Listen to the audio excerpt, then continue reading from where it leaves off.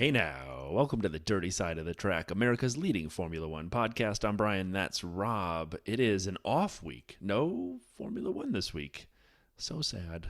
How you doing, buddy? Doing good, and it is sad because there's no race this week, but not sad because we had a really good time talking to Allison Lynnette from the IGAF1 podcast. So we've got that chat with them coming up today, which was awesome. Um, yeah, sometimes you need an off week, don't you, just to mix it up a little bit. I'm Yeah, not talking like nothing wrong with summer that. breaks where we go for like about a month and a half without it, but a week off's okay. We had a big block party in our neighborhood yesterday, and I drank a little bit too much. So had there been an early race today, then I'm not sure I would have been up for it anyway. So it Nice. all works out. Um, yeah. So news and social, not huge amounts. I think there's a little dip into the video vault. You managed to drudge up a couple of others. Then we'll have the chat with Alison and Lynette. Then we'll do some fantasy, and then we'll look forward to Singapore. I'm excited for the Singapore GP in a week's time, but we'll get to that. We'll get to that. Ooh, So, as let me Rob know. said, we'll start with a little bit of news. I saw this one, and like for some reason, I had this bizarre sort of mixed flutter in my chest as I saw this. All teams in last year, 2022, complied with the cost cap. Good. So that's good. But to me, Yeah. like I was like, I was hoping someone had broken the rules again. Oh, I was hoping somebody, I was hoping someone like Alpine had overspent oh, on their dog of an engine, and then I was hoping for just a little bit of zest with the no, come on. news. We need nothing. I Nothing, know, I know. I like the I know cost it'll. cap. I'm happy, but I mean, that part of me was looking for some drama. Oh man. Well, talking of drama, there might be some drama coming back at Singapore for Mercedes. Trackside engineering director Andrew Shovlin believes that Singapore GP will continue the trend of seeing the chameleon type attributes of their car. Monza was a low downforce circuit and they struggled, whereas on high downforce like Barcelona, Budapest, and Zandvoort, they've done much better. So Singapore is a bit more downforce based. And I think it was when we had Matt Trumpets on that he said the same thing. Yeah, He said, Mercedes doesn't know. they don't know from one race to the next what they're going to get. They've got this design principle that they've just kind of had to stick with. Certain tracks are playing into that, and others are not. So yeah, I mean, it'd be great if Mercedes can be back up challenging at the front again next. Well, not the front. We obviously know who's going to be winning at the front, but when I talk about the front, I mean the best of the rest. Yeah. You want to hit the little American piece here? Why? Because I sound so American. Yeah. So I was excited by this, but again, you're like reading tea leaves. Andretti Motorsport rebranded themselves as Andretti Global. They had a nice video they posted on all socials. That is not in the video vault. You'll have to go find that on their social handles. But with that, and with the kind of push and press and the conversation about Andretti, quote, global, it seems more and more like the FIA may or will or has approved their entry, and then Liberty and F1 and the teams have to kind of do the same. But it feels, little bit of me, feels like there's a little extra push. There's a little extra momentum to seeing an 11th team on the grid. And I'm guessing it's 26, right? So, that No, that no. This article said it could be even as soon yeah. as 25. But if I were them, would you But want to come in on the last year of regs? Wouldn't you want to get ready with the new regs all the way? I don't know. That's for me. If if I were you them, that's what I Well, would do. I see. I think if I was bringing a new team in now, knowing that I've got to go to the new regs, I don't know. Would you just come in and get a year of running an F1 team under your belt and just with your development department focus on 2026? Because to come in, I mean, maybe to come in as a brand new team when everyone else has got brand new regs, it'll be a level playing field, but it probably wouldn't It be. probably won't be. Yeah, It's, unless they somehow get Adrian Newey, they have to yeah. kidnap his dog and like come design our car. The dog's had it. I don't know how else they have a chance. Then I saw something that until I read the very last sentence, I wasn't even going to put in the notes because it was a bit of a nothing thing, and it was Rosberg being asked about Stroll. Now, I'm sure sometimes people clip out the bits of an interview that get to make the person talking sound of a bit of a doofus, but Rosberg's had a little bit of a Captain Obvious moment here. So they're asking him about Lance Stroll and what he thinks, and it all starts off fine. I'm really not sure what happened to Lance Stroll. There's a very decent driver in there. He showed at the beginning of the season how he can stay close to Fernando. When Fernando was third, Lance was fifth or sixth. So I'm really not sure what's happened there, but he's in a really difficult phase right now. Probably it might be more Lance needs to say, hey, do you know what? I should go and do something else. And up until this point, it's all fine because it's acknowledging that Stroll seems to have fallen away. There's all those little silly rumors of him becoming a tennis star that's floating around. And then they kind of sort of prodded him and said, "Well, what do you think he should do?" And he said, "Well, I think the easiest would be if Stroll just got back to where he was, which is being not too far from Fernando." Oh, yeah, I'm sure no one's thought of that. I just thought that Stroll's like, "Oh, recapture early season form. That's what you want me to do. Gotcha." It was just like, I didn't know when it told me they wanted me to be doing better than I had been doing. I wasn't aware that was needed. oh, Yeah, good old Rosberg. I know. This week as well. Well, actually, I'll punt this to the end before we go to the video, but actually because it's in there, so I'm gonna hit the ATA alternative tire allocation, and I can't even remember what I was listening to. It could have been from the Engine Braking podcast.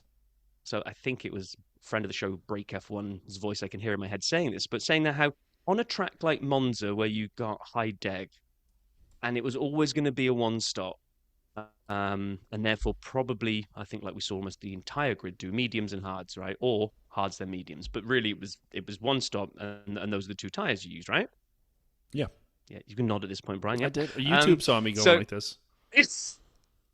I thought it was a twitch, but then they're Tires. saying that on these alternate tire allocations, kind of one of the ideas is if you get knocked out in Q1, okay, you've been knocked out and you're towards the back, but you've got extra softs in your collection because you didn't have to use them because you had to use hards in Q1. You're not going to have burnt through those two sets that everyone else is going to burn through in Q3. They're saying on a track like this, they need to maybe fine tune this tire allocation thing because there was no penalty whatsoever. Sorry, no advantage to the teams dropping out early as far as getting those extra softs because it was blatantly a track where no one was going to use them.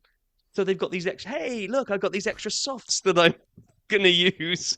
I hadn't thought about that actually. I was like, yeah, actually, depending on the compound, depending on whether you think it is going to be a one stopper, if part of the idea is you get that little kick of having some extra softs if you drop out, didn't really work in Monza, did it? Well, I would offer. I saw this note here, and I didn't know what you meant. So I would offer a conclusion that I've had many times, and just like you with DRS, allow me to climb atop my make qualifying count for something strategically soapbox. Ooh. And so if you had the same thing that I always pushed, the old, year ago and prior versions of qualifying, where teams that get into Q3 have to use the tire from Q2, the teams at the back had free choice. And they also had spent less tires, and they were at an advantage to the teams in front of them who were on the tire that they'd gone through on. And so to me, I get it. I'm in agreement. I'm 100% in agreement. You should tighten that up so that it's beneficial to the teams who don't make it. Another way to make it beneficial would be to give them, being the only teams with free tire choice, to start the race. Just saying. I love the old rule. I know you do. You've kind of mentioned it once or twice. I promise. I won't do it again this episode. Yeah, this episode. Yeah, I was going to say, don't say this season or anything crazy like that. Back. I would like, just in the same way that they can mess with the sprint weekend, maybe they could do it on a sprint weekend is for the sprint shootout or whatever we call quali for a sprint. Do that one shot thing that like Alonso has been sort of pushing. And us, and you in particular. Hey, we've said it as well, but yeah. And I think if you did it twice, if you had two runs, so it's not, you lose that kind of jeopardy of if you spin out on one, you completely toast. Let them do two, but do it in championship order so that Max has to go first, so that the track evolution actually jumbles the grid up a bit because people go going out later in theory. I just give it a go on a sprint week and see what happens. Agreed. 100%. Toto, did you see Toto's Wikipedia thing this week? I did. It was just after the race, and we didn't get a chance to cover it last week. So I did. I honestly think he was trying to be a little funny, but I think he meant like he's just tired of this story. It just felt to me like so Toto said effectively, great for Max. It's great for Wikipedia, his records.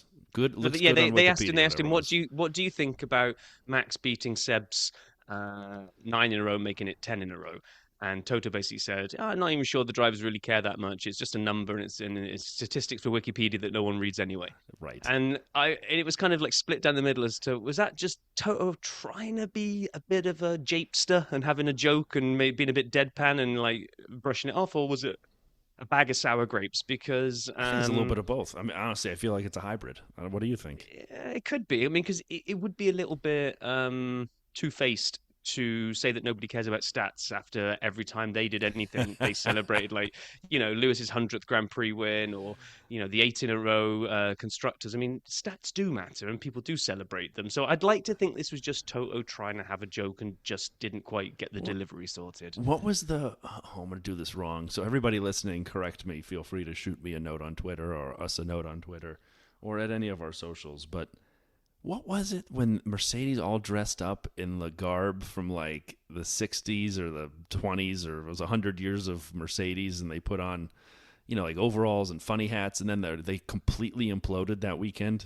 Like they couldn't get a pit stop right, and they double stacked, and it all went haywire. Do you remember this, Rob? Or... I do. I don't remember the. God, when was it? It wasn't that long ago. I don't. Didn't they all wear lederhosen one time? Yes, that wasn't the same thing. This was I think, the one, and it was celebrating 50 years of Mercedes or 400 years of this or two. But they dressed up in some period pieces, and they had an abomination of a weekend. So they clearly appreciate stats, numbers, and like you said, they celebrate those things.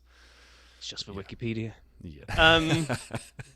Well, that's really kind of all we found this week. There's not a lot going on. There's, if you look at any of the team's social channels, they're all doing Singapore preview stuff, because I think they've all gone out early and are taking glorious pictures of skylines and all that kind of stuff. But so just before we go to the video vault, just a quick shout out. This week we put out a video trying to convince people to come on and do the 100 seconds of DRS. And it was my buddy Gary, my old university roommate who now lives in Australia. He's an animator, and he made us an amazing video for the 100 seconds. So thank you very much, Gary. And we've got another one coming this week. If you go over to YouTube when we publish this episode, instead of my rubbish spinning dirty side logo that we had for a while, we've now got a proper animated logo to put at the beginning, and now pit lane pool features on it as well. So that's one to keep an eye on. And thank you to those who have saw the video this week. To I'm gonna mess it, AM Ferg and /F1. So thank you, and to everybody who encouraged their friends. Lizzie, I'm looking at you. Thank you so much for doing so. We look forward to it. But as Rob mentioned, it is time now to open the video vault. We got to buy some WD-40, haven't we? Yeah, probably. All right. There were a couple great things that I saw this week. And again, this is the last one. I promise. I said this last week. I didn't know they had another. But they have closed the Grill the Grid Challenge. And so the 6th episode, because last week we highlighted the 5th, on the Formula One channel, 16 minutes, 12 famous landmarks they put on a globe, a map of the world. It was flat, so it's a map, not a globe. And so it was a map of the world, and they asked people to take these landmarks, picture only, and put them to the country they belong, with no markers on the countries, no names, no dots for race circuits. Put them on there, and it was phenomenal. Again, I've said this 4 weeks in a row since we've been watching these things, because the first one we kind of doubled up. I love these Grill the Grids. I can't get enough of them. It was great, and I kind of want to spoil who won the season, but I won't. So I'm going to hold it. Yeah, hold it and say just it's worth it. Check this one out. It is the last one. At the very end, they award the trophy to none other than Nicholas Latifi. Just kidding. But check it out. It is worth it if you have 16 minutes. It's a little long, so if that's a 2-seater for you, like 2 sittings of time in front of the computer, then it is what it is. Anyhow, the second and final one is one of my favorites in a long time. Now, I know I've been the conductor of the Alex Albon hype train for quite some time. And is that feeding into this? And look at the pun I'm using, feeding into this. Maybe. F1 driver eats body weight in Korean barbecue, featuring Alex Albon. This is on the Korean Englishman channel, which I did not know existed, but is huge. I think you have to be English to appreciate this. It is the guys from the Jolly channel, and so I'm familiar with Jolly. And so I watched this. I'm like, hang on a second. I know these guys. And I did not know they had another channel, Korean Englishman. It's really good. It's 12 minutes. It is a must watch. It's basically one of the guys from Jolly, the names escape me, sitting next to Alex, showing him all kinds of different Korean barbecue foods, all kinds of different foods. And it's a taste of a little bit of this and a little bit of that. And Alex they're just sort of interviewing him as well about him being an F1 driver, racing, his career, how he got there, and then talking about the foods along the way. And it's really great. I mean, like, I don't know. It felt like... But he doesn't actually sit and eat... Alex Albon doesn't sit and eat his own body weight in food. No. He eats a lot. He does eat a lot, and he Okay. actually says, "Good thing it's the off season, and it's going to take me a lot of time to lose this," because I mean, you see the insights into how he diets and manages his weight for races, and he talks about being one of the taller drivers and how he has to manage his weight during the season. But it was filmed during the summer break. It is fantastic, fantastic. So you better go watch it, Rob. Just yeah, I will. And just before you close the video vault, I can't believe you said there's only two there this week. There should be three.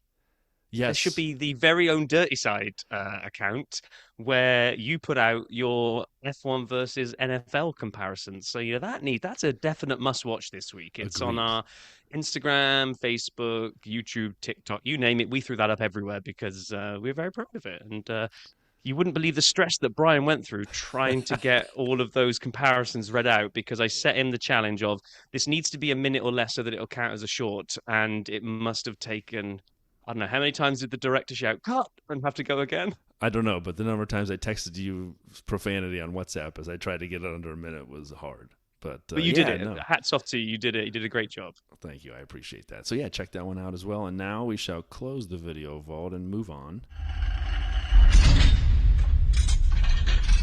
to a great conversation we had that Rob teed up. Rob, why don't you introduce the conversation? Yeah, we caught up with Allison and Lynette from the IGAF1 podcast. They're two ladies based down in Austin, Texas, I want to say, unless I've The completely Texas, messed that I up. don't know the Austin area. I don't think they're in Oh, Austin. okay, well, Yeah. the Austin To you, area. it's Okay, I'm to you, sorry, yeah. but it's to me, I might as well just say they're based in America because that's how good my geography is. I've got up here in New England, and then I've got the rest. Anyway, oh, you see, you've completely messed the intro up there, Brian. Yeah, so we caught up with them, had just kind of a 40-minute, 45-minute chat about how they got into F1, why they started a podcast. Why would anybody start a podcast on F1? Thoughts about the season, and then kind of doubled down on the American vibes and took a look ahead at both of Austin and Vegas. So let's take a little lesson in. Okay, this week we're extremely grateful to have another two podcast hosts, a duo, a US-based duo, just like myself and Brian. Welcome to the Dirty Side of the Track. I give an F1 podcast, or AKA Allison and Lynnette. Hey, everybody. Hi, thank you for having us. No, thank you for coming on. We were kind of just talking before we started hitting record that I'd been surfing through Instagram a few months ago, and I'd kind of come across your feed, and your social game is definitely stronger than ours. So we need some tips from you guys. But before we kind of delve into kind of getting to know you guys, the one thing I want to know about straight out the gate, because I've seen the picture, you guys have the luxury of recording together, right? You guys are based in the same area, and you have an amazing studio with a fantastic neon sign in the background. When did all that come about? How do we get one? You need a wand in your life. Yeah, it's pretty much a homemade studio, everything over here. But yeah, we got the idea. We were trying to come up with ways like to design our background. And we saw, I think, like a picture or something with just the name. And I think we both had liked the idea of having lights or something, that would catch your attention. And so we were going to order one, but we just went ahead and made our own, actually. Wow. And this is how it turned out. Should we make a business, guys? I know. You would have some Do you know what? customers right here. I love your logo as well. It is just ridiculously simple, but absolutely hits the spot. It's got some logo jealousy going on over here. So I don't think it matters. I think as long as you're fun to listen to and people like listening, then that's all that matters. But yes, we have gotten a pretty good feedback from the logo. So thank you, Juan, Lynette's husband, for helping us. Yeah. Very Yeah, cool. he was a lot of help for sure. Yeah. So as we do when we get guests on, we like to kind of start off by digging into kind of F1 origin story. But for you guys, it'll be two sides to it. It'll be like asking you both individually about how you even discovered the sport, when you got into it, all that kind of good stuff. But then myself and Brian are really interested to know what drove you to make the same decision we did, which is we should record ourselves doing this. So yeah, let's maybe start with you, Allison. When did you get into F1, and kind of what kind of drove you to pick the sport up? So, oh gosh, I've always been like into sports. I kind of get really into them I kind of dive in really, really intensely. Grew up watching like basketball and football, and I'm just really into sports, but like never really knew anything about motorsport growing up. And then, COVID happened. I'm now married, and I was stuck in the house with my twin boys and had nothing to watch. And I think I had gone through all of my, like, Emily in Paris and girly shows that I just came across Drive to Survive. And yeah, so that's my origin story, is like many other silly Americans who fall in love because they watch a documentary. And what I will say though is for how many American fans there are, I do feel like it's been really hard for me specifically to make friends that, and even just like try to tell my friends to watch Drive to Survive, to get them into Formula One. I feel like kind of an outlier still. Yeah. Still feel like people are figuring it out slowly, and they're not quite, I mean, yes, of course it's growing. And I think that's a lot due to, the Netflix documentary, but I still struggle to have friends to talk about it with. So that's why I love coming on podcasts.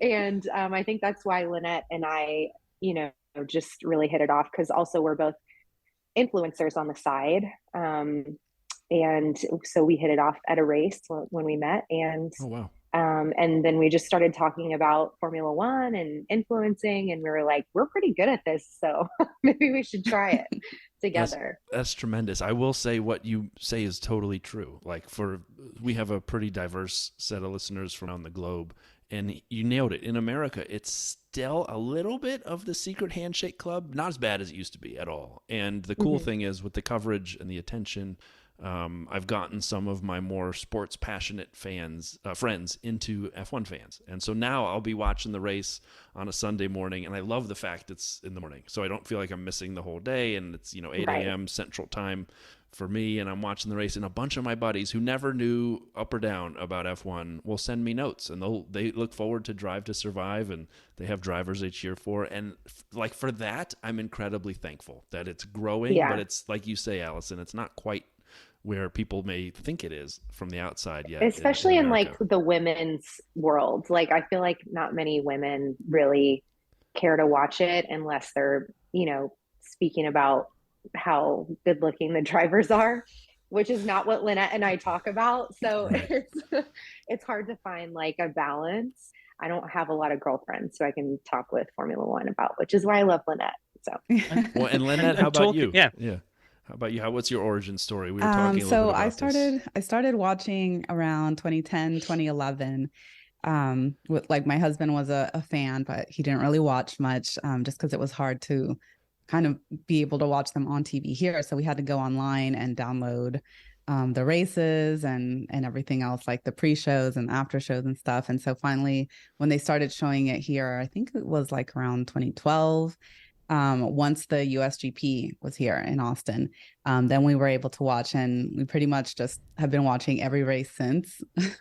We haven't missed one. And I was also kind of like one of those people that as soon as I started watching, I just immediately was like in love with it and watched every single race and would try and learn about the drivers and all of that stuff. So, and like what Allison was saying, even though it is really big here in the US, I feel like one of the things, you might meet people that, oh yeah, I saw Drive to Survive, or I like Formula One, but I feel like it's still not at the level of like, us, we're enough to where we want to have a podcast and talk about it every weekend and like talk about just so much of the race, versus like, is there a race today?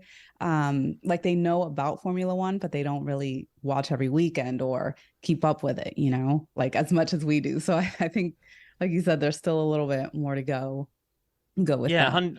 100%. I mean, I managed to, over a beer one night down my local sports bar, I managed to convince the bar manager to open the bar up on a Sunday morning, because we were convinced we had enough people that would make it worth his while to kind of open up. And like, we're a season in and we're still getting like a core 7 or 8 of us that will turn up on a Sunday morning to watch it. But it's so difficult to try to get other people. You'll meet people or friends of friends that will say, yeah, I know of Formula One, but I do wonder if that Drive to Survive bubble has kind of brought in the eyeballs that it's going to. And then I do sort of worry at the moment that the max domination turns some of those eyeballs back away again. Because you hear from some of the passing people that come in and watch it, they go, is that same guy winning again? And you're like, yeah. It's not his fault. And they shouldn't change the sport to make him not win. On the same token, I would like to see a little bit more diversity on the top step of the podium. And there's so much more to it than just, that guy winning, Max winning. They're like, there's so much more. But when they maybe saw Drive to Survive and were thinking there was so much action, all these things going on, that they wanted that every single race, or that drama between the drivers. Like after they get out of the car, they wanted to see things happening. And then they realized, like, wait a minute. So they're just driving and and that's it. And, but I think, you need to kind of keep watching, and then you do get all of that. Yeah. My, one of my friends said to me once, like, you really need a horse in the race to just continuously want to watch over and over and over again. And I truly believe that, like, you have to have an absolute love for team or driver. And that kind of keeps you coming back and watching and rooting for them every week. And at least in the beginning, I think now it's solidified. It either moves away from that, or it solidifies into an overarching Formula One love or not. So I think for a lot of people, it's they can't get past the one, and then they're just okay, I'm done. I don't want to watch it anymore. Right. Whereas other people, they're okay, I love it all. I want to know everything. Lynnette and I always try to cover things that happen outside of, just Max winning every week, because there is so much to enjoy about it. Totally. Other than just that. So, I mean, if we only covered Max winning every week, we could record one podcast and then just play it over and over again and be done basically for the season. And I am that guy, by the way. You talk about finding fans and seeing people, and having been a fan in the States around the same amount of time as Lynnette, I saw someone the other day at the grocery store in a McLaren shirt, and I was with my daughter, and I'm walking through, and I'm like, hope Lando has a good weekend. And they looked at me like, someone else knows Formula One? It was so bizarre. I'm like, all right. And my kid goes, Dad, just, you're being a dork. But did it make you wish that you were wearing your Formula One shirt? Because I had that same experience where I'm like, where's my shirt? The FOMO that I wasn't wearing something. I had a shirt or something to say I'm a fan too. But no, totally agree. And so the question I'd have is, you kind of talked about what brings you back and some of the storylines, and you talked a little bit about drivers and teams, someone who you kind of latch on to. So my first question for both of you is, do you have a driver or a team that you kind of cheer for? And my second one, and feel free to answer these in any order, is just because I'm now the conductor of the Alex Albon bandwagon, and I just sat and watched 4 YouTube videos early this morning when I couldn't sleep about Albon, am I okay, or do I need to see a doctor with this obsession? I don't think you're the only one right now. Okay, good. No. I'm pretty sure teams are as obsessed with him as you are. Oh man, he's been so great this year in that car. But no, in all seriousness, do you guys have, when you tune in, is there somebody or a team where you kind of have a rooting interest, pulls you to the edge of your seat? So I'll take this one. So Lynnette and I try really hard to, actually, we haven't even said who our favorite drivers are on our podcast. So we, yes, of course, talked with you guys about it offline. But we try really hard to keep it close to our chest, just because we don't want people to not listen to us because they think oh, those are so-and-so girls or whatever girls. But I will tell you a fun story. When I first started watching Drive to Survive, my pony was the one that I was obsessed with, that I rooted for every time, was Lewis Hamilton. I just really found that he was he's very inspiring, and he has a very positive attitude, and he was a winner. So for me, I was I just want to know more about him, because on the documentary they don't really talk about him much. He's kind of this mysterious figure up until he's actually on the show. So you wonder about him, then you learn about him, and he's just seems like a good person, and just a really good driver. So he's kind of what got me into Formula One. I since have after learning more about Formula One and watching it more, I have developed a furious love for another team that I'm really proud of, but I won't talk about it on the show. That's okay. That's okay. I'm giving we won't clues. Force it. Yeah. You did. Okay. Well, I'll say this. I've always been a fan of the same team since I started. So that's been my team since the beginning, and still probably I don't see that changing ever. So and do you guys you can't change teams. But you mentioned earlier on that you kind of met at a race. Was that COTA? Yes. And is that the moment then you just got together, chatted, and went, let's do a podcast? Or did it develop for a while before you? Because was that the race last year? Lynnette must think I'm so crazy because I was just like, let's start a podcast. Yeah, we met at the race last year. And while we were there just chatting about, what races we've been to, who we like, all that stuff, she said, we should start a podcast that day, like the first few hours of meeting each other. And then, after that weekend passed, we kind of messaged each other and we're like, hey, did you still want to do it? Did you really want to do that? And I was like, if you do, I'm down. And we started it. By February, we were up and running. So it was always like kind of a dream of mine to start a podcast. I think like being an influencer is fun, but I felt like I grew a love of podcasts during COVID, the same way I grew a love of Drive to Survive during COVID. It was just a way for me to like escape. And it was a way for me to get out of my head and just like listen to some stuff that's kind of like easy, stuff to digest. And so I was listening to some just like silly podcasts, like nothing serious. But I grew a love of podcasts then. And I was like, I feel like I could do this because I could talk to a brick wall. And I was just like, I feel like I could literally do this. And I was like telling my husband, like, maybe you could do this with me. And he was like, no, I'm not doing that with you. And I was like, well, I don't know who wants to talk about Formula One with me, but that's what I want to do. And so like, I went to the race. I was like, if I meet somebody at this race that I feel like I have a connection with, like, I'm going to ask them to be my co-host. And like literally Lynnette and I just like hit it off so well. I couldn't have asked for like a more perfect like yin to my yang. Like Lynnette is so calm, collected, like smooth operator. I'm like a little more like a Yuki. Yuki. That's great. I cuss from time to time on the podcast, and I'm a little more out there. But yeah, we've like balanced each other out so well, so that's why it just clicked.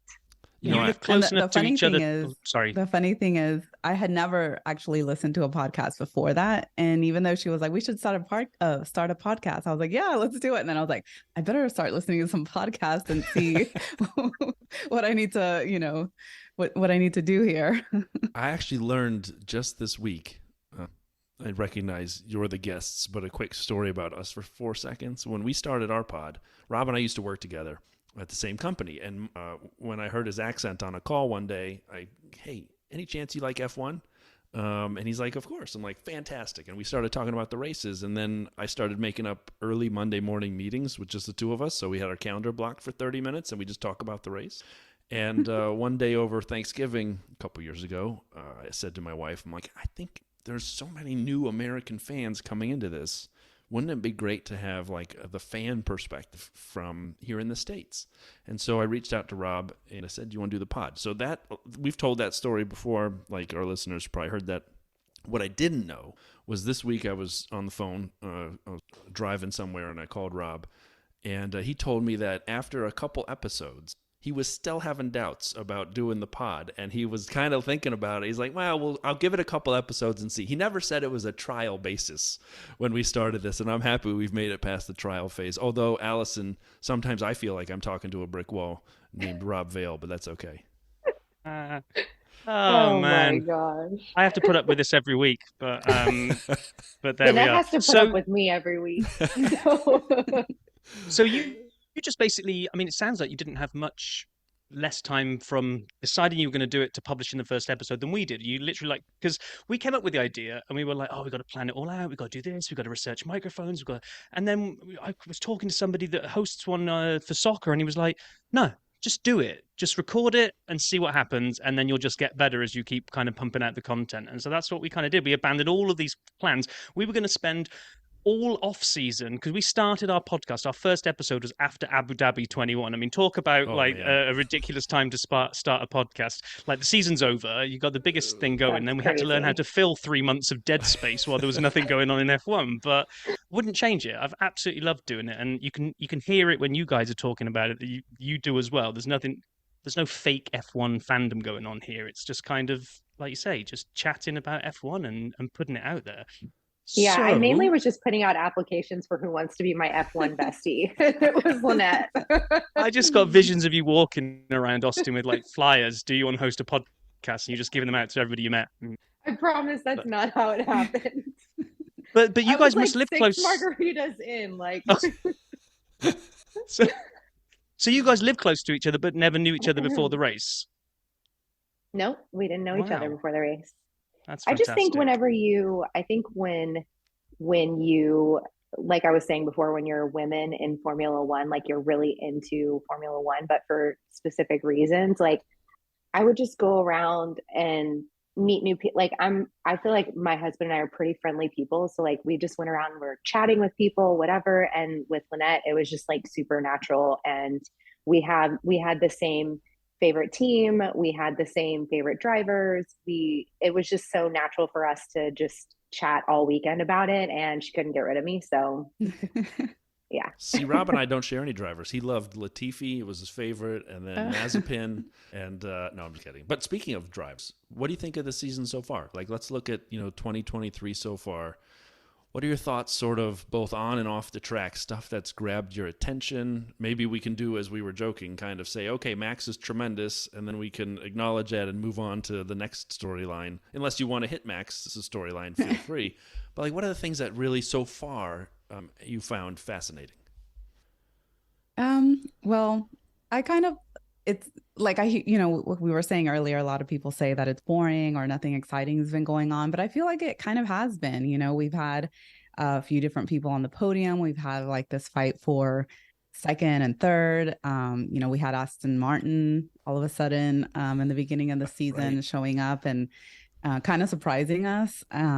We have Mercedes and Ferrari going back and forth, and then now we see McLaren making a comeback. And so I feel like it hasn't been a season where just everything is the same. Everybody kind of stays in their same positions. Like, we're seeing it kind of switched up every weekend, or at least every couple weekends. And as the season has gone on, I feel like we've seen some more excitement, and like there's been excitement throughout like the entire like field. Yeah, the battle for best of the rest just feels like it's very unpredictable. Like you say, Aston Martin brought it early. We're seeing a McLaren resurgence that I didn't see coming. We're seeing Alex Albon throwing a Williams up at the end of the grid that he's got no business putting it up. And I agree with you. It's Max aside, it's just very unpredictable. Although what is predictable isn't, unfortunately, is Ferrari strategy calls, but we'll forget about that and move on. What about you, Alison? What have you found? What's kind of your highlights of the season so far? I would definitely say probably the driver switch ups with AlphaTauri. Like, it's been really interesting to see how, I don't know, just how like brutal Red Bull teams can be with their drivers. I mean, I think we all knew that, right? Like they are willing to get rid of anybody, including Alex Albon. So they want him back now. I'm sure they'd take him back if they could now. Exactly. I'm like, okay, was that really the right choice? Did you not wait? I mean, had you have waited a little longer and been a little more patient with him, could he have been, better than like a Sergio Perez? I don't know. It's just interesting to see kind of the team dynamics and how they handle when they feel like drivers, like what's the cutoff of when they think a driver has had enough experience to like be at their peak and not. And I think like the way they handled the Nick situation was really like crazy. that they let him go mid-season. But then obviously, you know, I think most people are probably fans of Daniel Ricciardo, so they were super excited to see him come back. But then he's only back for 2 races, and then in comes Liam Lawson, and it's like, it's just the I guess the ups and downs of these drivers' fortunes are really interesting to me this season. Also, I think like with the Lewis Hamilton contract situation, like that was really interesting to me. Kind of, okay, why are they holding back on this? Like, what's the backstory? I mean, is there a backstory? Has he had this contract signed, but they're just not announcing it? Are they waiting? Are they being strategic? Which probably they were. Lynnette and I talked about it on the podcast. But I just think like the team dynamics, everything that's going on off the track has been interesting. But then also this like amazing rookie season. I feel like Oscar has done incredible. Like Totally. I'm so impressed with him. And I think every week more and more, I'm like, gosh, how many times did I talk positively about Oscar? I need to stop. Everyone's going to think he's my favorite driver. Well, you may be like Rob, because Rob he's driving the Oscar bandwagon. It's not a bandwagon, it's a hype train. It's all aboard the hype train for Oscar. I'm telling you, he's absolutely... I'm struggling to think of a driver that's kind of captured my attention so quickly, bursting onto the scene. Normally, you know, the rookies come in, they do all right. I had a self-confessed huge man crush on Mick Schumacher. He still needs to come back to the grid. I mourn every day that he's not there. But Oscar Piastri is just... I mean, talking about going out and proving yourself, you kind of look at, we had a discussion on the pod about how can you rank all the rookies. Is Piastri like way outperforming Sargent? And it's a real difficult conversation because they're not in the same like-for-like machinery. So you can only really look at them against their teammates. I mean, Piastri's taking it to Lando. He's not getting trashed by him every week. It's absolutely phenomenal what he's doing. It really is. Yeah, I just love his like lackadaisical attitude. He's just so like, he seems to just not really let things get to him. And I think that really that's such a valuable, I guess, personality trait to have when you're in Formula One, to like keep your cool, because those emotions can get really high and you don't want that to take over your performance on track. And I just feel like week after week after week, he showed his skill level, his maturity. Like he's just, I don't know, to me he's like in a whole nother like realm. I don't know. It's like I see like these other drivers and like they all have like these strange personalities, like they're very different. He is like in a whole nother pocket. So just to build on that. So Brian and I were fortunate enough to get access to the paddock in Canada this year, and our friend Paul, we were talking about pit lane Paul before we started recording. He was kind of walking us through, and all the drivers were on their way to a driver briefing, and they all walked past us, and they were all head in the game, serious. You know, not really kind of looking up, and definitely no selfies going on. They're just trying to get to the driver briefing. Oscar walks past and he sees Paul. And because the cricket was going on at the time, he stops to give Paul brief because it looked like Australia were going to win that particular match. And there's just this moment of banter back and forth between the two of them. And that's absolutely what you're saying. He seems so calm, so relaxed. He doesn't let everything get on top of him. And loving. I really want to. I mean, it probably would take a max DNF, but I'd really love to see a McLaren win. And if it was, I'm actually wanting to see a Piastri win. I think that would be fantastic. But might have a while to wait there. You're leaving one part of the story out, and it's worth repeating. Right before Oscar walked, we were standing there, and George walked by. We don't need to tell this part of the story. Lynnette hasn't spoken for a while. Yes, and so tell me what you think of this, Lynnette. And so Rob sees George coming, and something happens to his voice. It's George! There's George! Quietly, so that we weren't embarrassed. But it went up like 17 octaves, and Paul and I both looked at him like, what now? And Paul, to this day, has never let him live down. There's George! And so anyhow, moving on.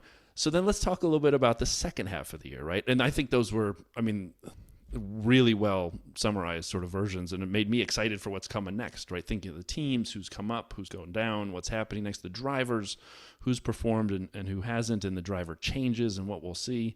What are you guys excited for in the second half? Are there particular things like, either races or storylines that may emerge, or just things you'll be watching for, or teams, or is it just me and the Alex Albon Williams hype train with the bright lights trying to get everyone excited? Just out of curiosity, what you guys are thinking about in the second half. Well, one of the things that I'm keeping an eye on the second half is, when will Max stop winning? So, I know we talked about him. Oh, he's just winning. But now it's to the point where, like, okay, he's won, he's broken this record. And now will he continue to win, or, is it going to end at some point? And I think that's kind of exciting to see what it's going to take. Is it going to be something beyond his control, like, some kind of puncture or something?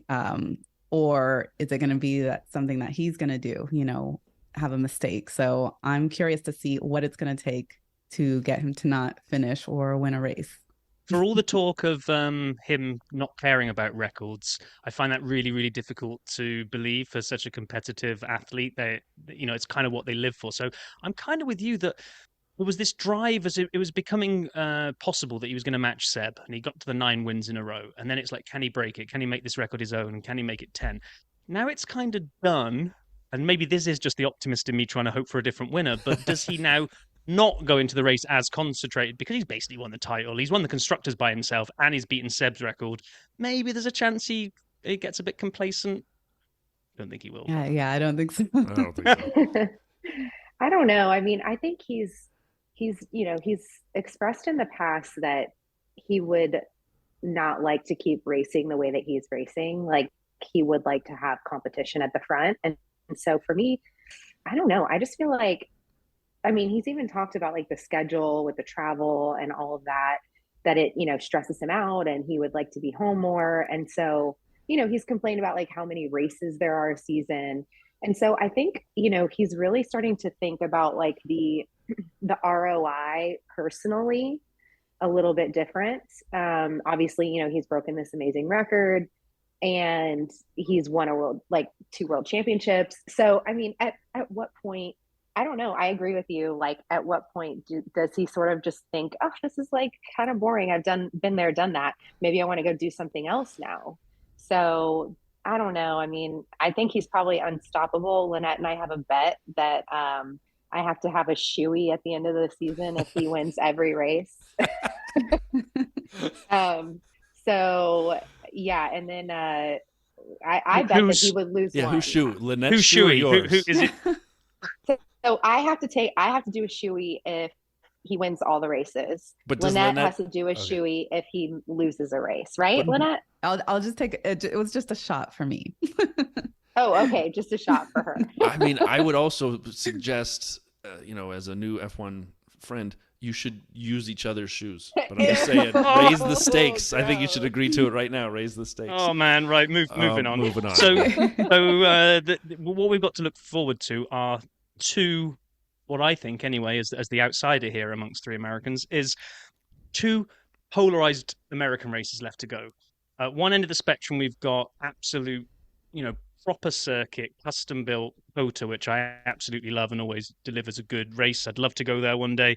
And then at the other end, we've got the glamour and glitz and what on earth awaits us when we roll up at Vegas. So 2 things. I know you guys have been to Austin. Like, what are your hopes for kind of what Austin can deliver this year? And then what does Vegas need to do? Well, maybe it can't do anything to not be sneered at by the rest of the world, because maybe it is just going to go in and be, go big or go home. But what will it need to do in order to be a success in your guys' view? So maybe let's start with Austin, because I know that's close to your guys' heart. It's the origin story of the podcast. We love Austin. It is America's race. It's always going to be America's race. I am very passionate about keeping that race on the schedule. Hopefully for years to come. The COTA team is incredible. They're constantly trying to think of fun, exciting ways to like incorporate just other types of entertainment other than just the racing. And also, they have the F1 Academy race that's going to be happening this year at the actual race in October. So for me, like, Austin is set. I feel like Austin has everything that they need to just continue to be successful and to continue to have the respect that they need from Formula One and from the drivers. I think Vegas is it's a shiny new toy that I think a lot of people will be really excited to see once or twice. But I think Vegas has to be worried about Miami, because I feel like Miami and Vegas are trying to achieve similar goals. They want to be the glitz and the glamour in America of Formula One.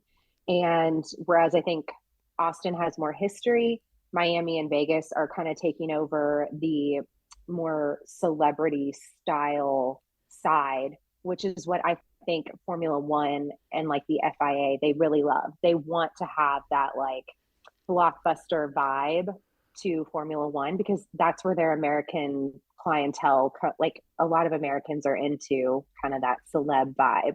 So I think that they need to worry about Miami, because Miami and Vegas are going to be competing for the same thing. I think in order to stay on the schedule long term, I feel like it's going to be one or the other, like Miami or Vegas, because I feel like they're kind of competing in the same area. I like the idea that it's a night race, right? Yep. So that differentiates them. But I also think that they're going to need to figure out something with the racing, because it's a street track and it's not going to be like an actual racetrack, you know? So I just don't think it's going to have the respect from like Formula One fans, like true Formula One fans, long term. Yeah, I mean, you say true Formula One fans. Let's be really brutal here. What it's going to get the absolute pelters from is probably me being one as well, European F1 snobbery. And it's not me. I'm not going to have that view of it. But there is this whole it's trying, they're just trying to be Monaco. They're trying to be the Monaco of the US. So what? Right. So what if America wants to put on a show? It's kind of what they're good at doing, right? So just play to your strengths. I'm with you that I think you can only have one of those. So I was interested that you brought up Miami versus Vegas, because I'd love for all of this to be a success, is to get more eyeballs on the sport in the US, grow the fan base, grow the commitment to it, and then maybe retire one of the two fancy ones like Vegas or Miami and bring another real circuit like COTA. Lots of people talk about how there are circuits around the country that could be upgraded to F1 standards. So, and I think if people want real racing, they don't. I'm okay with a few glitzy circuits on the track. It's nice. Monaco's an awful race, but I wouldn't get rid of it. Right. So what do you think, Lynnette? What does Vegas need to do in order to be seen as a success? Well, I mean, one of the things I'm curious to see how it affects is like the viewership, especially here in the US, is the time of it. Yeah. So for us, it's going to be at midnight, and Vegas time it's 10, which, I understand they want a night race, and, Vegas is like really late nightlife and stuff. But if you're trying to get the viewership here in the US, I think the timing is just a little bit too off. I mean, we already have these really early morning races, which I'm sure a lot of people don't like to wake up at 6-7 o'clock in the morning to watch. And then now we're going to have, a midnight race and, 1 o'clock in the East Coast. And so I feel like they maybe should have moved it a little bit earlier, like at 8 o'clock. And it's also, I mean, it's in November. It's going to be pretty cold. Yeah, 100%. Should not be that late. Yeah, I think it's a little too late, especially if they're wanting to capture more of the US fan base. I don't know why they did it at that time. I think it was for maybe the European audience so they could see it. But I feel like that just gives more room for the European audience to not be too happy, just have more reasons to say something bad about it. But I think it's going to have to be all about the racing. If it's a good race, that's the only way. But already we don't know how it's going to be, but already you hear people saying it's all about celebrities. Like $500 it's all about this. for a it's ticket. all about that. You can't even see the race. So people are going into it with this negative attitude. And so if we don't get a good race, then I don't see it really being a success. And by then, Max will most likely have already won. So there's really nothing that people are going to be looking forward to as far as the racing. So I think they've already kind of lost a few points when it comes to the championship, the time, things like that. So I have to be in Vegas next week for work, and so I'm planning on exploring the circuit a bit and the strip. And I've done this before. I've gotten an Uber to drive me around the track as much as you can, and I'm excited to see it. However, I was telling someone asked me recently about how they're going to do this, and we talked about repaving and what they're doing, and up and down the strip and on the rest of the course. And I said, it's fascinating that you're going to put these grandstands in front of the Bellagio, at least the rends that we've seen in the discussions, and they're going to take the palm trees out, relocate them because it's Vegas, and then bring them back afterward. And then that's where they'll put the entrance to the grandstands, and they'll have all these things on top of that lake at the Bellagio and all these other things. And so yesterday I go on Twitter and they see people cutting down the trees on the strip, not relocating, but cutting them down. Now, yeah. I didn't take the picture. I can't say for sure exactly where it's located, when it was taken, but it was at least purported to be them cutting down some of these trees. And I'm thinking, man, come on now. I mean, like, you're already threatening people with like the restaurateurs and everyone else in the area if they don't pay to have access to the track, some amount of money. The tickets, as Allison said, are super expensive. The hotel rooms are like 10x what they are normally. I just called where I'm staying, and literally the first option is, if you want to talk about the F1 race, press 1. If you want to do anything else related to the casino or hotel, press 2. I'm like, whoa, okay. So like, I'm excited to see it. As an American fan, I hope it is better than the upside down silhouette of a pig that the track looks like. I hope it delivers a racing. Lynnette, I think you nailed it. If it does, then some of that goes away. But if it is a bad race, if it is a bad circuit, and we get a sort of boring result from it, man, it's going to be a deluge of and no one will enjoy it. So I'm nervous that it can't live up to anything at this point. Yeah. I mean, and definitely the timing and all of that as well. Like Lynette said, just the 12 o'clock race. I won't be up. Like, I'm so exhausted at like 8 o'clock. Totally get it. Oh, we don't want to finish on a downer, trash talk in Vegas. So are you guys actually going back to Austin this year? Yes, we are. Oh, see the jealousy. See, it's taken me, I won't say how many years, but me and Brian went to Canada, and it was both of our first ever race. For some reason, all the years living in the UK, I never got along to Silverstone. I don't know why. Massively regret it now. Wish I could go, but we went to Canada, and it was just, I thought I loved this sport already. And then we started a podcast, and I thought I loved it even more because you're throwing yourself into researching news and social feeds and all this kind of stuff. And then you go to one, and you're just immersed in this special world where you can just turn to your left or right and talk F1 to that person because... I mean, we're talking to the converted here. It was just brilliant. So I'm very, very jealous of you guys. I think you're going to have. Have you been to a race this year yet, or no? Just Canada, yeah. Just Canada this year. Okay. Yeah. Nice. I was brilliant, absolutely brilliant. Even so now we'll bug, and it was great. It was summer on Friday. It was winter on Saturday, and it was a combo of both on Sunday. So it was. Yeah. Good old Canadian weather. Good emergency poncho game is what you need for Canada. What made you go to Canada this year? The pod. A listener, we have this segment where we get listeners to come on and just kind of do what you guys are doing, which is kind of, origin story, chit chat F1. And she'd been to Canada last year. She wanted to keep her ticket when the renewal came out, and she couldn't go this year. So she went, do you two want to take the tickets off my hands? Yeah. So yeah, grandstand passes all 3 days, and then a surprise visit to the paddock thanks to Paul. So sounds like you guys did it right. Yeah, well, we owe it to Lynn. So Lynn in Michigan, thank you very much for giving us the allowance to purchase the tickets this year. It was so cool.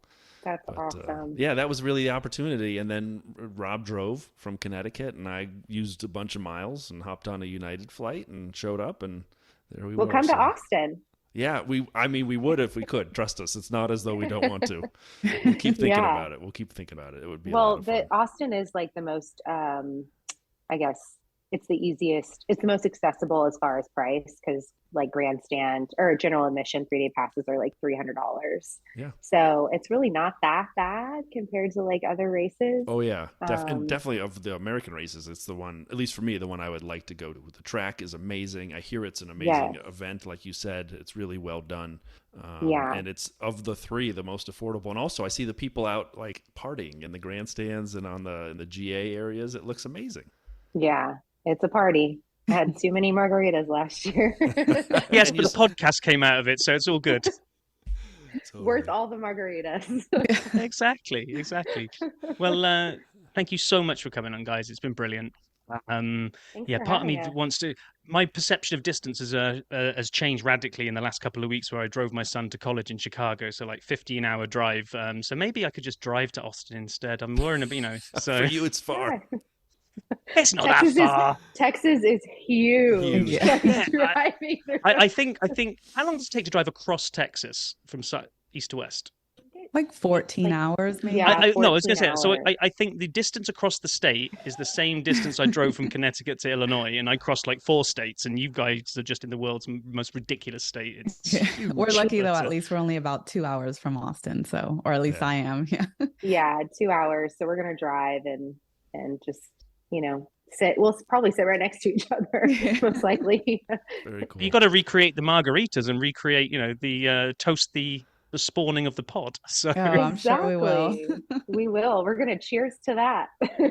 definitely, well, we'll be looking out on your social channels for all the pictures from Austin, and we'll just sit there and be jealous and seethe silently. We're jealous of your Bottas meeting, so we're even. Actually, y'all are not even. Like you're way better than us. We're very lucky. We're just very lucky. I love it. Well, guys, thank you so much for joining us. We really appreciate your time, and it was great insights, and we'd love to hear from you. As the season progresses, we get to the end of the year, see what you thought as the year closed. We will be, We'd love as Rob to. said, following along as you go to Coda. Thank you guys so much for having us. Thank you. Yes, thank you. All right, that was fantastic. So thank you to Allison and Lynnette for joining us. We had a blast chatting with them, and then when we finished recording, just laughed some more about races and just the things that really we enjoy about F1, and it was fun. I love talking to fans. It's as we talked about during the interview, it's still a little bit too much of a secret handshake club, not like it used to be. When Renato came on years ago, one of our first DRS guests, it kind of still was. I feel like it's opened up a bunch, but not the way I wish it had yet. I know. And if you want to check them out, where we found them was on Instagram, and that's where we follow them through. So they are the IGAF1 podcast. So give them a follow. For sure. Yeah, and I really enjoyed doing that. It was fantastic. I'm very, very jealous, though, that they're going to Austin again this year. Me too. And, oh, well. Me too. Me three. All right. So let's talk a little bit about fantasy. We promised last week it was calculating from the race last week, at Monza, and here we go. So number one, during the race, we had a tie with like 6 people, all 333 points. So clearly a template was used. FPL Instinctive, Michael Cronje, 16, Red Bull Catering Funds, Relampago, Marquinhos, Russell, my feather. Man, I can't read anything. Russell, my feather. Father. Yeah, Russell, my father. And so I screwed that one up. But so then we have in 6th French fries. San Gaucho El Cuelo F1. If any of these are profanities, I apologize. My brain choice. Start Your Engines 1, and Much Mistaken, who had been the summer leader, came in at 10th, which meant closing out after Monza, FPL Instinctive in first, but followed closely by Michael Cronje 16. Again, I'm sorry for messing all these names up. And then Much Mistaken following also closely. And then after that, a pretty big delta to 4th. Not huge. Easily overcomable with the right chip. So everybody keep going for it, because a T-shirt for the second half, or I guess for the full season is what it technically is at stake. Yeah, and we must have either had identical teams or it just fluke, because we both got 242 points this week. So Yeah, we both tied for 23rd, which is yay, woo! the number of none other than Alex J. Albon. I don't know if it's Wow. J. I mean, stars aligning and everything there. I mean, I'm going to have to dye my hair kind of blonde, to just frost the tips, if you will, and go out there in the world and see what people think about me like that. I think you should. I think it'd be a really good look that you'd pull off really well. I Do think it. So. Yeah, I'm sure Yeah, no do one it at work tomorrow. would Get have a yourself problem with booked in. that at all. Not at all. Right. Okay. Next week, it will be Singapore. Pretty sure we must have previewed this last year. I don't really remember, because when I do this research, I read things and go, oh, I never knew this. But I must have done, because we probably did this last year when we previewed Singapore. But It was actually held between 1966 and 1973, and then it came back to the schedule where we all know now in 2008 at Marina Bay. In my head, it's just only ever been at Marina Bay from 2008. I didn't know it realize was that it anywhere had else. been there Yeah. before. No, same here. So it'll be 63 laps of a 3.062 mile street circuit night under the lights. Fernando Alonso won the first one of these, driving for Renault, and it was a completely non-eventful race where he just won, and it was all good, and nothing sinister came up from that race at all, did it, Brian? No, nothing at all. No crash gate situation. No Nelson Piquet Jr. Nothing. being ordered to crash at a certain time so Fernando could box or whatever he had to do. It just was beneficial to him at the point. I can't remember the situation enough. I got to go back and watch. But yeah, what are the odds? The first race back and that was it, Crashgate, the one that Crashgate, Massa is suing about the season for. I mean, this is all nuts. coming together all at the same time. And also, it was the 800th Formula One World Championship race since its inception in 1950. So, everything was going on in Singapore that year. Was it the 800th Formula One World Championship race that had points, or was it one of the non-points? No, 800th proper F1 championship race. So not a non-championship race. It's a good thing we know so much about the non-championship It is. I mean, we know races. exactly about everything about those. It's like our specialist subject on any kind of quiz night. It is. Since its inception, Marina Bay has been known for featuring at least one safety car in every single race edition so far. So a total of 23 safety car deployments as of 2022. Wow. So odds on, we're going to see a safety car this weekend. After highlighting it now, we probably won't. And with the reliability we've seen this year, we'll probably see a perfectly smooth race green the whole way. I doubt it. I think we will see a safety car. The weather is always variable there, especially in the evenings. It's humid and hot. The drivers talk about how much weight they lose. Every single one to a T highlights the physical, sort of torturous nature of the Singapore GP on their bodies. And so just keep that in mind. Last year, one of my favorite moments, was it last year or the year before, when it rained and then dried, and Max had the massive lockup where he set a set of 11s all the way down the course and went flying off the course into the runoff, fully locked up. And like 3 weeks later, tourists were still taking pictures of the 11s on the roads as they reopened it because it was so intense. Yeah, because last year was Singapore was another classic. Charles Leclerc fails to turn pole position into race one edition. A bit like the Sapstats edition, right? Because we had Charles on pole, Sergio second, and Hamilton third. What happened to Verstappen? I don't remember. I'm looking at the grid from last year, and he's like way down in eighth. So was it one of his penalty races, do we think? I think so. And then he came through and was charging hard, and then he had some, like I said, he had a couple lockups and other issues. He was trying to catch back up, and it just didn't happen for him. So Checo took the win. Yep. Charles and Carlos Sainz. I don't know where I was going with that. Put two Ferraris on the podium, which we haven't seen for a very long time, and nor do I think we will see again this weekend coming. And then Lando Norris and Danny Rick in the McLarens. So, yeah, Max finished seventh in the end. So, I don't know, you're probably desperately scanning the notes right now, but I forgot to copy them in there. So I'm on Wikipedia at the moment, much to Toto's dismay. It's fine. But it's a street circuit. So, and that's where Checo's getting criticised for only being good on them. So let's just maybe hit the repeat winner stuff, and then we'll jump into our early predictions piece. Do it. So before we get there, right now, repeat winners: 5 for Vettel, 4 for Hamilton, 2 for Alonso. And constructors, where are we? 4 for Red Bull and Mercedes, 3 for Ferrari, and 1 for McLaren and Renault. So I can see. I'm going to jump in first this time. Do I give Checo, King of Street Circuits, the chance for him to fight back against Max next week? The answer is no. No, I don't.